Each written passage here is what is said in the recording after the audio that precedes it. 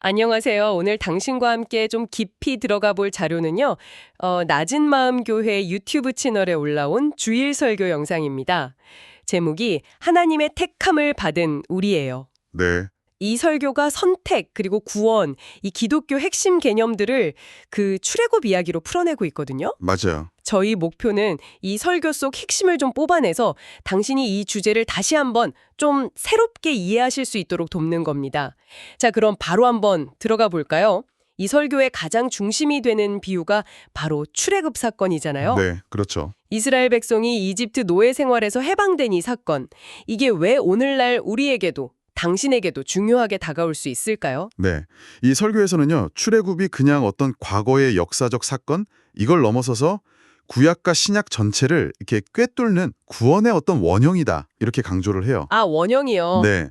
특히 중요한 포인트는 그 이스라엘 백성이 400년 넘게 노예로 살면서 단순히 육체적으로만 그런 게 아니고요. 정신적으로 또 문화적으로 이집트에 아주 깊숙이 물들어 있었다는 점이죠. 정신적으로까지요. 네.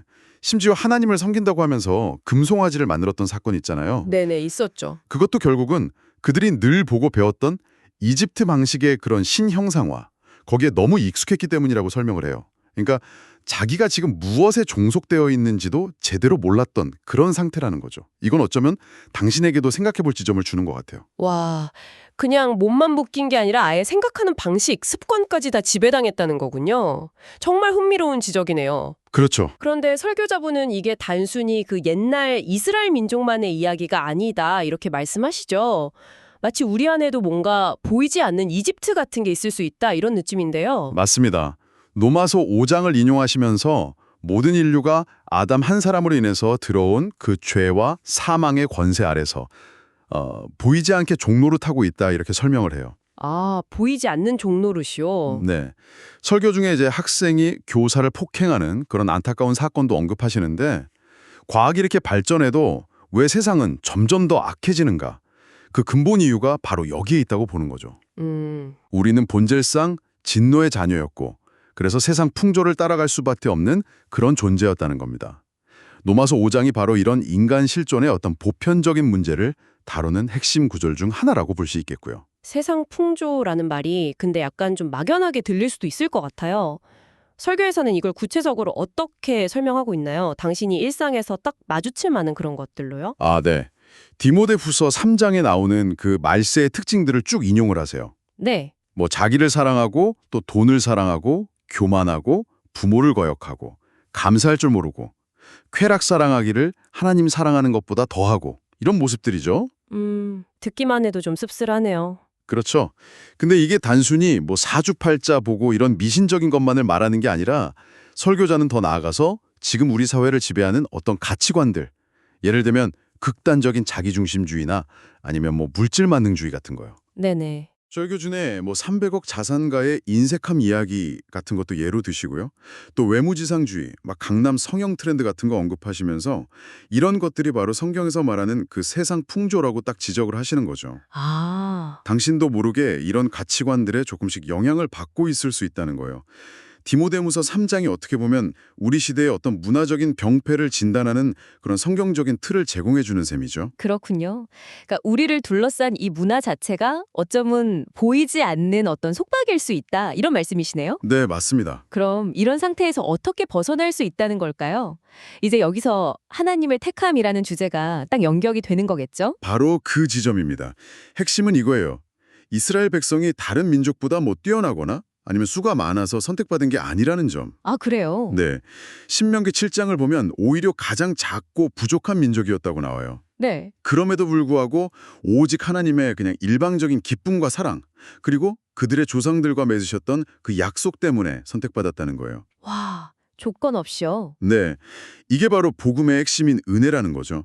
당신의 어떤 자격이나 노력, 이런 것과 전혀 상관없이 로마서 5장 8절 말씀처럼 우리가 아직 죄인 되었을 때 하나님 편에서 먼저 일방적인 사랑으로 다가오셔서 구원하셨다. 이런 개념입니다. 이 구절이 사실 기독교의 그 무조건적인 은혜 사상을 가장 잘 보여주는 구절 중 하나로 많이들 꼽죠. 아무런 조건 없이 그냥 단지 사랑 때문에 선택받았다.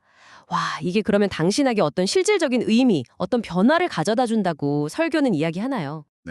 이 선택의 결과로 당신은 이제 하나님의 거룩한 백성, 즉 성민이라는 완전히 새로운 정체성을 얻게 된다는 거예요. 새로운 정체성이요? 네. 그래서 설교자는 이 정체성을 기억하고 사는 게 너무 중요하다고 계속 강조하세요. 특히 막 삶의 문제나 어려움 속에서 또 세상 풍조 속에서 우리가 막 흔들릴 때 있잖아요. 네, 많죠. 그때 내가 누구인가 이 정체성을 기억하는 것이 마치 광야 같은 인생길을 걸어갈 힘이 된다고 말씀하시는 거죠. 로마서 8장에서 말하는 것처럼 우리는 더 이상 막 두려움에 떠는 그런 종의 영이 아니라 하나님을 아빠, 아버지라고 부를 수 있는 양자의 영을 받았다. 아, 양자의 영이요? 네. 그러니까 완전한 가족 구성원의 자격을 얻었다는 뜻이에요. 이건 단순히 뭐 신분이 높아졌다 이런 차원이 아니라 하나님과의 관계 자체가 근본적으로 변했다는 거죠. 두려움의 관계가 아니라 아주 친밀하고 신뢰하는 관계로요.